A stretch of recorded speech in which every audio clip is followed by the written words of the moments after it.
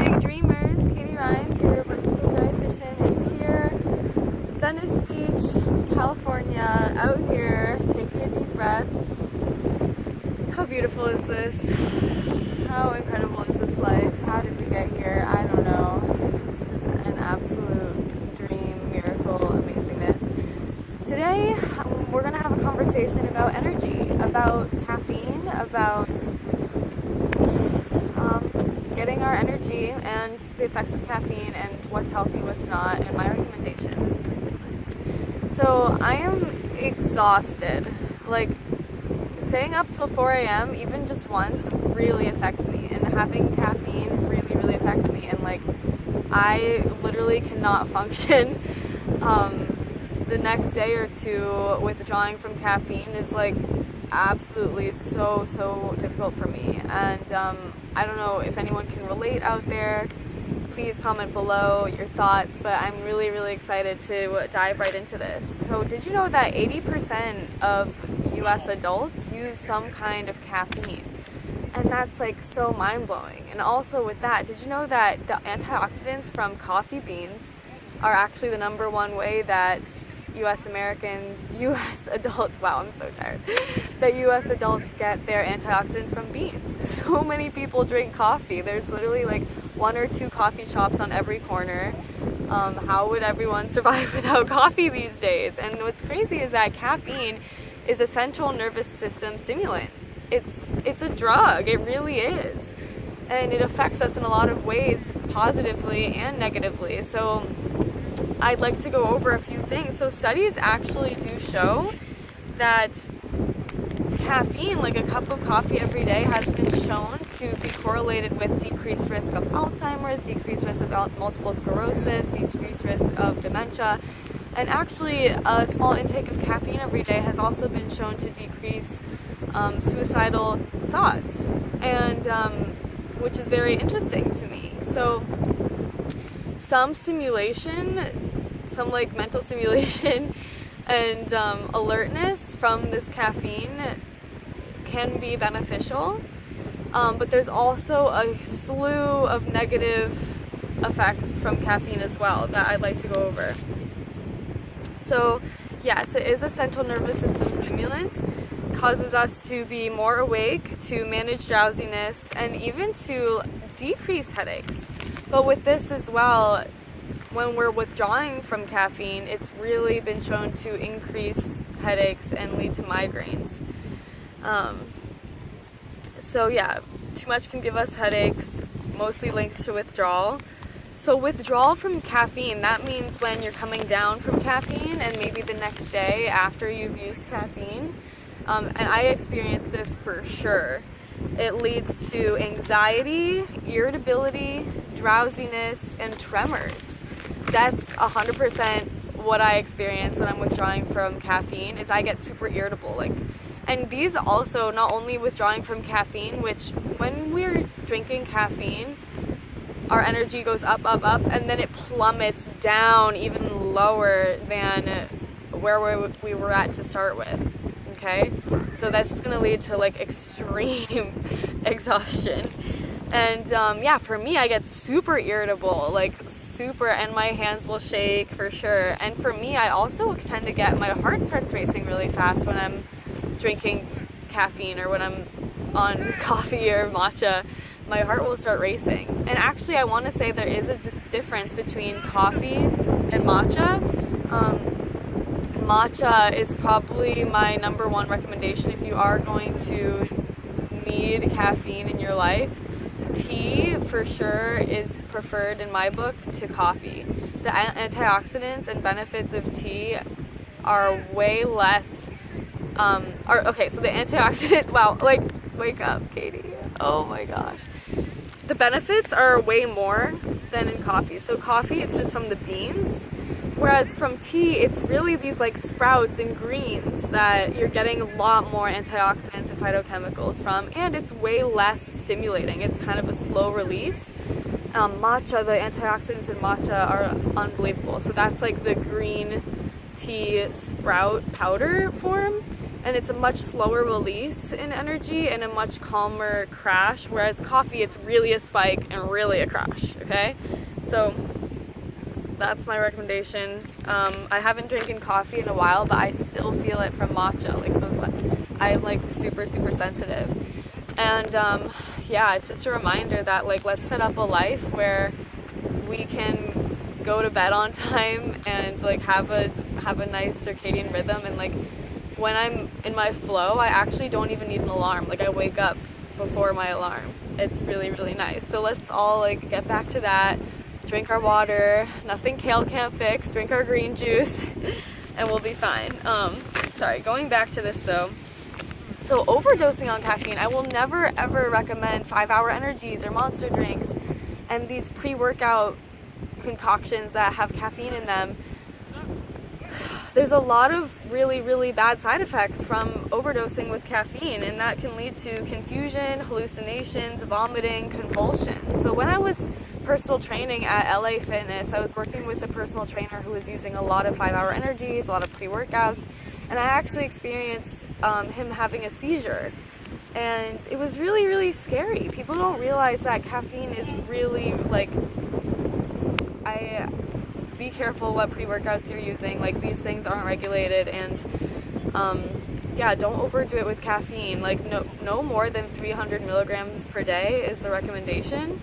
And yeah, 300 milligrams per day of caffeine, I would keep it to that. So, some other things about caffeine. Did you know that it can keep you regular? So I'm talking about going to the bathroom. I'm talking about taking a poop.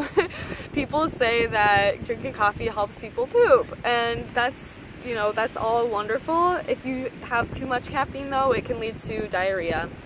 And with that said, coffee actually inhibits absorption of calcium and iron. So not just coffee, any kind of caffeine and the tannins with tea and coffee decrease absorption of caffeine and iron, leading to calcium and iron, leading to osteoporosis and anemia. So be sure when you are drinking your source of caffeine, don't drink it with food. Okay, it's going to decrease absorption of really important nutrients. Okay, so make sure to not combine your coffee or tea with your meal. Drink it alone. Cool. Wow, so caffeine has also been shown to increase risk of infertility, shown to increase risk of miscarriage, and yeah, but let's talk about this for a second. So caffeine does cross the placenta. I would recommend limiting your caffeine intake if you're pregnant to 200 to 300 milligrams of caffeine max if you're pregnant. It does affect your ability to get pregnant, and it can cause your baby's heart rate and metabolism to increase because it does cross the placenta. In most cases, a little caffeine is considered safe. However, too much can lead to increased risk of miscarriage and can cause slowed fetal growth. Okay, so keep that in mind if you're thinking about having a baby, and if you're breastfeeding, it is considered safe, but definitely do not overdo it. Caffeine also has been shown to increase blood pressure, so the increase in adrenaline and increased heart rate. If you have blood pressure problems or heart problems, definitely caffeine could certainly be an issue. And caffeine withdrawal has also been shown to cause achy muscles as well. So keeping that in mind. What else do I want to say? Oh, like I was saying how caffeine, it increases the acid in the stomach, so it can lead to acid reflux issues and heartburn. And this increased acid, it just in general increases the acidity of the body, so you're going to want to alkaline yourself with some greens and watermelon, and like, I know lemons and limes, you would think that they're acidic, but they actually are alkaline forming to the body. So like, to protect our kidneys and everything else and the liver, like really make sure to alkaline yourself out. Coffee is really stimulating, really acidic, so eat some alkaline foods. And with that also, it does increase your adrenaline and like causes a cortisol spike, which is a stress hormone. Coffee is really, really stimulating. So it's important, like I really like the brand Four Sigmatic because they combine the mushrooms, which are calming the adrenals, with coffee, which makes a lot of sense to me. So making sure we're also eating things that calm us down, you know, some kava root, reishi mushroom, even some CBD oil, like some kind of something to not totally jack up your adrenals. I think that's why I've had like adrenal fatigue for 5 years straight throughout school. If you're a student, you probably understand, like having to stay up all night and just constantly stress yourself out, and coffee is just like not okay with my body anymore. So it's really, really important to not overdo it on your adrenals and like take care of yourself with something that balances out the spikes in cortisol and adrenaline and general like stress hormones.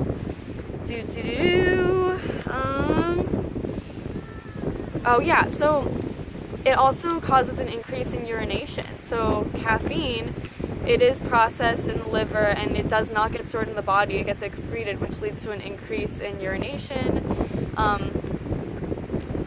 Yeah, I don't remember my point on that. I'm too tired. I'm gonna fall asleep.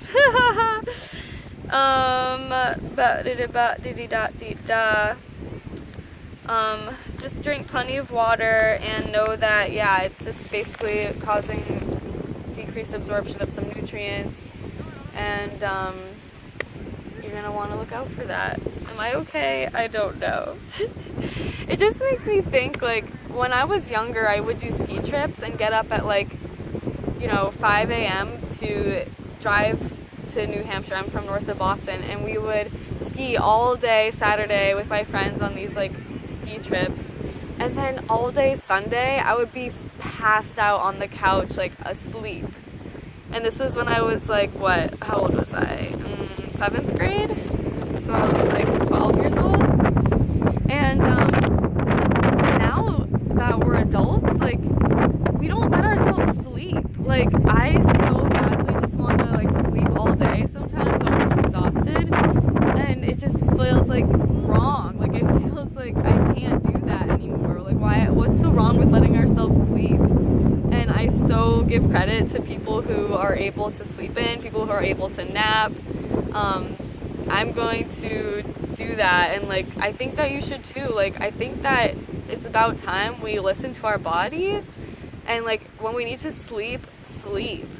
You know, I feel like sometimes I'll try to stay awake by eating. I'll try to really just like do whatever I can to like keep going and keep staying awake. And it's ridiculous. Like we need to listen to ourselves and sleep. So putting that out there, if you are going to drink coffee, 1 cup a day is fine. So they say, if that's been your thing for a while and you're fine doing that, that's cool. I would not start drinking coffee or any kind of caffeinated beverage because of its health benefits. I definitely think that the decreased risk of Alzheimer's and dementia and these things. Personally, if you're transitioning to a plant-based vegan lifestyle that's wholesome and you're getting your B12, you're getting your DHA and EPA from an algae oil supplement, and you're getting enough vitamin D, there's no way that you're going to get Alzheimer's or dementia as you age. It's just kind of seemingly impossible to my knowledge from the research and experience that I have. So I apologize, but if I'm going to make a video as many days as I possibly can, then this is going to happen. And this is the real me, real video in my real unedited life. I hope this inspires you to get out in nature, get alone with yourself, take a step back and recognize where's your energy at and why. Like, let ourselves take a break. Let ourselves be alone. Let's say no to things. I have a challenge for you and a challenge for me. What can we say no to? Where's our energy drawing us? Like, I have such trouble saying no a lot of the times.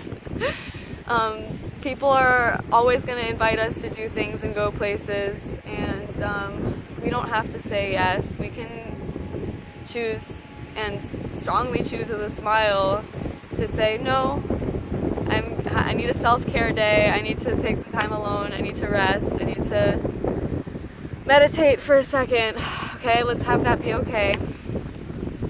Let me know your thoughts below. And let's go get energized by some lemon water and some green juice. That's what's up. Alright, none of these caffeinated beverages depleting us of nutrients and making me irritable and wanting to punch somebody in the face and feeling like so tired that I can't barely move. Sorry for the lack of energy video. I hope you enjoyed the beach as much as I'm enjoying it. I'm gonna go jump in now. Hit me up at vitamin.katie, Katie on Instagram, and have a wonderful, incredible life. You are amazing. Seriously, you're amazing. And whoever you think is amazing, I hope that you text them right now. This is your sign. Text them, you are amazing. If you died tomorrow, you would want that to be your last words, okay? You are amazing. Let that amazing person know that's how you feel about them. Bye.